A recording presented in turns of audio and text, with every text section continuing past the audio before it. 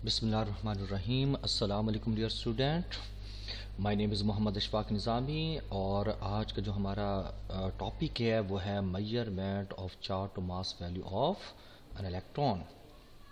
बेटा, आप जानते हैं कि जे थॉमसन ने कैथोड रेस को डिस्कवर किया और जे थॉमसन ही इलेक्ट्रॉन की चार्ज टू मास रेशो को फाइंड आउट किया।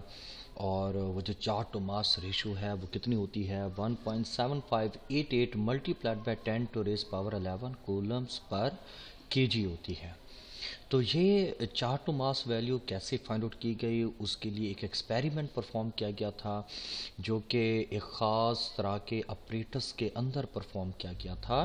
और आप देख रहे हो कि ये जो कैथोड रेज होती हैं बेसिकली हम इसको अलाउ करते हैं इलेक्ट्रिक और मैग्नेटिक फील्ड में से, और इसको पास करने के बाद हम क्या करते हैं, उस कैथोड रेस की चार्ज टू मास वैल्यू को फाइंड आउट कर रहे होते हैं। और जो ऑपरेटर्स इस्तेमाल किया गया था वो कुछ इस तरीके से है। बेटा, इसको ज़रा तवज्जो से देखिएगा, सुनिएगा। ये हमारे पास है जी वो गिलास डिस्चार्ज ट्यूब। यहाँ पर क्या होता है कैथोड और इधर क्या होता है एनोड, और इसको हमने हाई वोल्टेज बैटरी के साथ कनेक्ट कर रखा होता है। जब लो प्रेशर पर, बहुत लो प्रेशर पर हाई वोल्टेज अप्लाई करते हैं तो कैथोड में से कैथोड रेज निकलती हैं, और ये कैथोड रेज यहाँ पर जो एनोड होता है वो पोरस होता है, उसके होल में से ये बीम की शक्ल में पास आउट हो जाती हैं। इन रे को हम एक और ट्यूब में से पास कर रहे होते हैं, और इन रेस के रास्ते में हमने इलेक्ट्रिक फील्ड अप्लाई किया होता है। और ये जो सर्कुलर फॉर्म में आपको दिखाई दे रहा है ये क्या होता है बेटा, मैग्नेटिक फील्ड होता है। और ये कैथोड रे जब यहाँ से गुजरेंगी तो ये सामने जो वॉल होगी यहाँ आके कोलाइड करेंगी, स्ट्राइक करेंगी, और जिस पॉइंट पे स्ट्राइक करेंगी वहाँ जाके एक फ्लोरेसेंट प्रोड्यूस करेंगे। जब इस एक्सपेरिमेंट को स्टार्ट किया गया कुछ इस तरीके से कि जब हम दोनों फील्ड को बेटा ऑफ कर देते हैं, इलेक्ट्रिक फील्ड और मैग्नेटिक फील्ड दोनों फील्ड को जब ऑफ रखते हैं, तो ये जो कैथोड रेज होती हैं बग़ैर किसी डिफ्लेक्शन के स्ट्रेट इस पॉइंट 1 पे जाके टकराती हैं और एक फ्लोरेसेंट प्रोड्यूस कर रही होती हैं। फिर इसी एक्सपेरिमेंट को हम दोबारा रिपीट करते हैं और इस बार मैग्नेटिक फील्ड को ऑन कर देते हैं। जबकि मैग्नेटिक फील्ड आपका ऑन होगा तो इलेक्ट्रिक फील्ड आपने ऑफ रखना है। और दोबारा जब आप कैथोड रेस को यहाँ से पास करते हो, क्योंकि ये चार्ज पार्टिकल होते हैं, तो मैग्नेटिक फील्ड की मौजूदगी में ये जो रेज होती हैं ये पॉइंट नंबर 3 की तरफ डिफ्लेक्ट हो जाती हैं, यानी ये अपने रास्ते से हट जाती हैं। और इसी एक्सपेरिमेंट को जब आप दोबारा रिपीट करते हो तो इस बार आपने मैग्नेटिक फील्ड को ऑफ कर दिया, जबकि इलेक्ट्रिक फील्ड को आपने ऑन कर दिया। और जब यहाँ से कैथोड रेज गुजरेंगी तो इलेक्ट्रिक फील्ड की प्रेजेंस में जो पॉजिटिव प्लेट होगी वह इन कैथोड रेज को पॉइंट नंबर 2 की तरफ डिफ्लेक्ट कर देंगी।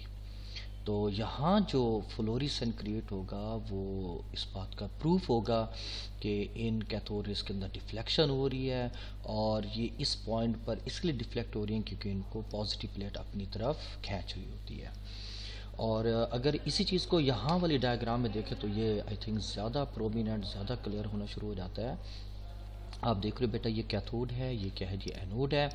और हाई वोल्टेज जब हम अप्लाई करते हैं तो यहाँ से लो प्रेशर पर कैथोड रेज निकलती हैं जो यहाँ से पास आउट हो जाती हैं, और यहाँ पर आपने इलेक्ट्रिक और मैग्नेटिक फील्ड अप्लाई किया होता है। और आप देख रहे हो जो मैग्नेटिक फील्ड है ये नॉर्थ टू साउथ पोल की तरफ है, और ये इस इलेक्ट्रिक फील्ड के क्या होता है बेटा, परपेंडिकुलर हो रहा होता है। क्या होता है, परपेंडिकुलर। और जब आप मैग्नेटिक इन दोनों को जब ऑफ रखते हो, इलेक्ट्रिक फील्ड को और मैग्नेटिक फील्ड को, तो ये जो कैथोड रेज होती हैं ये सीधा जाके टकराती हैं बी पे, जिसको हमने पहले किससे इंडिकेट किया था, पॉइंट 1 के साथ। और जब आप दोबारा इसको रिपीट करते हो, इस बार जब आप मैग्नेटिक फील्ड को ऑन करते हो, तो मैग्नेटिक फील्ड की मौजूदगी में ये जो कैथोड रेज होते हैं ये बेंड हो जाती हैं, डिफ्लेक्ट हो जाती है पॉइंट सी पर, और ये पॉइंट सी आपका क्या, पॉइंट नंबर 3 है। और जब आप क्या करते हो बेटा, इलेक्ट्रिक फील्ड को ऑन करते हो, मैग्नेटिक फील्ड को ऑफ कर देते हो, तो ये पॉजिटिव प्लेट की तरफ रिफ्लेक्ट हो जाती हैं, यहाँ ए पे जाके फ्लूइडेशन क्रिएट करते हैं, और ये ए कौन सा पॉइंट है, पॉइंट नंबर 2 है। अब लास्ट टाइम जब इसको दोबारा आप अप्लाई करते हैं, दोबारा इस एक्सपेरिमेंट को रिपीट करते हैं, तो इस बार आप दोनों फील्ड को बेटा ऑन कर देते हो। दोनों फील्ड को आपने क्या कर देना है, ऑन कर देना है। दोनों फील्ड को एक ही वक्त में कैथोड रेज के ऊपर अप्लाई कर देना है। आप जानते हैं कि जो इलेक्ट्रिक फील्ड होगा वो क्या करेगा, जो उसकी पॉजिटिव प्लेट होगी ये इन कैथोड रेज को पॉइंट ए की तरफ खींचेगा, जो मैग्नेटिक फील्ड होगा ये उसको पॉइंट सी की तरफ खींचेगा। लेकिन हम करते क्या हैं, हम इन दोनों फील्ड की स्ट्रेंथ को एडजस्ट करते हैं। इलेक्ट्रिक फील्ड और मैग्नेटिक फील्ड की स्ट्रेंथ को बेटा कुछ इस तरीके से एडजस्ट करते हैं कि ये जो कैथोड रेज है ना तो ये पॉइंट ए की तरफ जाए और ना ही ये पॉइंट सी की तरफ जाए, बल्कि ये दोबारा पॉइंट बी के ऊपर जाके टकराएं, जो कि स्ट्रेट लाइन पाथ होता है। तो इस मकसद के लिए हम क्या करेंगे, इलेक्ट्रिक फील्ड की स्ट्रेंथ को एडजस्ट करेंगे, यानी इलेक्ट्रिक फील्ड में करंट की सप्लाई को हम कम या ज़्यादा करेंगे, और इसी तरह जो मैग्नेटिक फील्ड है इसकी स्ट्रेंथ को बेटा एडजस्ट करेंगे, कम या ज़्यादा करेंगे। यानी मैग्नेट की जो स्ट्रेंथ होती है वो उसके साइज़ के ऊपर डिपेंड कर रही होती है। अगर आप मैग्नेट के साइज़ को कम या छोटा करें तो उसकी स्ट्रेंथ भी कम या ज़्यादा हो रही होती है। कुछ इस तरीके से एडजस्ट करेंगे कि दोनों की स्ट्रेंथ क्या हो जाए बेटा, सेम हो जाए। यानी मैग्नेटिक फील्ड की जो स्ट्रेंथ है वो इलेक्ट्रिक फील्ड की स्ट्रेंथ की जब बराबर हो जाएगी, तो ये एक दूसरे के इफेक्ट को क्या कर देंगे, कैंसल आउट कर देंगे, जिसकी वजह से कैथोड रेज ना तो ए पॉइंट की तरफ जाएंगी ना सी पॉइंट, बल्कि ये स्ट्रेट लाइन पास हो जाएंगी और बी पे जाके कोलाइड करेंगी। और हमें रिक्वायर्ड क्या होता है बेटा, हमें वो पॉइंट रिक्वायर्ड होता है जहां इलेक्ट्रिक और मैग्नेटिक फील्ड की स्ट्रेंथ बराबर हो रही होती है। हम उन वैल्यूज़ को नोट कर लेते हैं, और उन वैल्यूज़ को नोट करने के बाद हम इस फार्मूले के अंदर ये वैल्यूज़ पुट कर देंगे। यानी एच क्या बेटा, एच इस केस में स्ट्रेंथ ऑफ मैग्नेटिक फील्ड है, और इसके अलावा ई क्या है, चार्ज ऑफ एन इलेक्ट्रॉन है। वी क्या बेटा, वेलोसिटी है, ये सेंट्रीफ्यूगल फोर्स है। जब हमें मैग्नेटिक फील्ड की वैल्यू मिल जाएगी, इलेक्ट्रिक फील्ड की स्ट्रेंथ की वैल्यू मिल जाएगी, वो वैल्यूज़ जहाँ पर ये एक दूसरे के इफेक्ट को कैंसल आउट कर रहे होंगे, जब उन वैल्यूज़ को पुट करेंगे तो हमारे पास कैथोड रेज की चार्ज टू मास वैल्यू आ जाएगी। और ये चार्ज टू मास वैल्यू कितनी होगी, 1.7588 मल्टीप्लाइड बाई 10⁻11 कूलम्स पर केजी होगी। ये यूनिट क्या डिस्क्राइब कर रहा है, ये यूनिट हमें बता रहा है कि अगर हमारे पास 1 kg इलेक्ट्रॉन हो, कितने बेटा, 1 kg इलेक्ट्रॉन हो, तो उन 1 kg इलेक्ट्रॉन का जो मैस होगा वो 1.7588 मल्टीप्लाइड बाय 10⁻11 कूलम्स होगा। और अगर एक इलेक्ट्रॉन हो तो उसका चार्ज कितना होगा, 1.602 मल्टीप्लाइड बाई 10⁻⁻19 होगा। अब इसी प्रोसेस को हम एक एनिमेटेड वीडियो के साथ देख लेते हैं। और ये वीडियो बेसिकली बेटा आपने इसको अच्छे तरीके से देखना है, ये हमें इस प्रोसेस के बारे में थोड़ा ब्रीफ करेगी।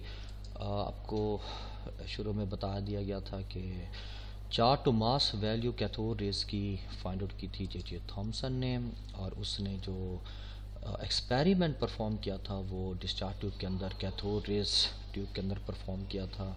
और ये इस तरह का अपरेटस था। यहाँ पर आप देख रहे हो बेटा, ये क्या है, कैथोड, और ये क्या जी, एनोड है। और इन दोनों इलेक्ट्रोड को आपने किसके साथ कनेक्ट कर रखा है, एक हाई वोल्टेज बैटरी के साथ कनेक्ट कर रखा है। और आगे आपने एक ट्यूब के अंदर इसको पास आउट करना होता है कैथोड रेज को। यहाँ पर आप देख रहे हो इस ट्यूब के एंड पर एक फ्लोरिसेंट मटेरियल लगा होता है, और जब यहाँ पर आके रेज टकराती हैं तो यहाँ ग्लो प्रोड्यूस होगा, जो कि हमें इंडिकेट करेगा कि रोड्स क्या वो स्ट्रेट लाइन ट्रैवल कर रही हैं या फिर वो डिफ्लेक्ट हो रही होती है, और उनके एंगल ऑफ डिफ्लेक्शन को हम स्केल की मदद से नोट कर रहे होते हैं। जब ये एक्सपेरिमेंट परफॉर्म होता है, आपको पता है कि हम लो प्रेशर पर हाई वोल्टेज अप्लाई करते हैं तो कैथोड में से कैथोड रेज अमिट होती हैं, और ये जो कैथोड रेज होती हैं ये यहाँ से क्या होंगी बेटा, पास आउट होंगी। ये एनोड पोरस होता है, यहाँ से एक बीम की शक्ल में गुजरेंगी, और जब आप दोनों फील्ड को ऑफ कर देते हो तो ये कैथोड रेज सीधा आके यहाँ पर ग्लो पैदा करेंगी, और यहाँ पर एक फ्लोरेसेंट क्रिएट होगा। और अगर आप इलेक्ट्रिक फील्ड अप्लाई करते हो, इलेक्ट्रिक फील्ड, तो इलेक्ट्रिक फील्ड की प्रेजेंस में ये रेज क्या हो जाती हैं, बी पॉइंट की डिफ्लेक्ट हो जाती हैं। और अगर आप इलेक्ट्रिक फील्ड को ऑफ कर दो, मैग्नेटिक फील्ड को ऑन कर दो, तो ये फिर सी पॉइंट की तरफ क्या हो जाती हैं, डिफ्लेक्ट हो जाती हैं। फिर आपने करना क्या, दोनों को एक ही वक्त में ऑन कर देना है।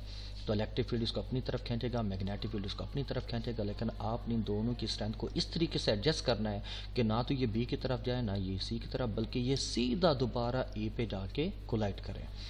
और जहाँ पर ये दोबारा ए पॉइंट पे आप कोलाइड करेंगी, आपने उन वैल्यूज़ को नोट कर लेना है, मैग्नेटिक फील्ड की स्ट्रेंथ को और इलेक्ट्रिक फील्ड की स्ट्रेंथ को, और उनको फार्मूले के अंदर पुट कर देना है। कहते हैं ये जो डिफ्लेक्शन होती है चार्जेस की, ये किसके ऊपर डिपेंड करती है, इलेक्ट्रिक मैग्नेटिक फील्ड की मौजूदगी में मैग्नीट्यूड ऑफ नेगेटिव चार्ज। जितना चार्ज ज़्यादा होगा उतनी डिफ्लेक्शन ज़्यादा होगी। दूसरे नंबर पे मास ऑफ पार्टिकल होता है, अगर पार्टिकल का मास कम होगा तो डिफ्लेक्शन ज़्यादा होगी, पार्टिकल का मास ज़्यादा होगा तो डिफ्लेक्शन कम होगा। तीसरे नंबर पे strength of the electric and magnetic field होती है। बेटा ये हमारा आज का टॉपिक था, आई होप आपको बहुत अच्छे से क्लियर होगा।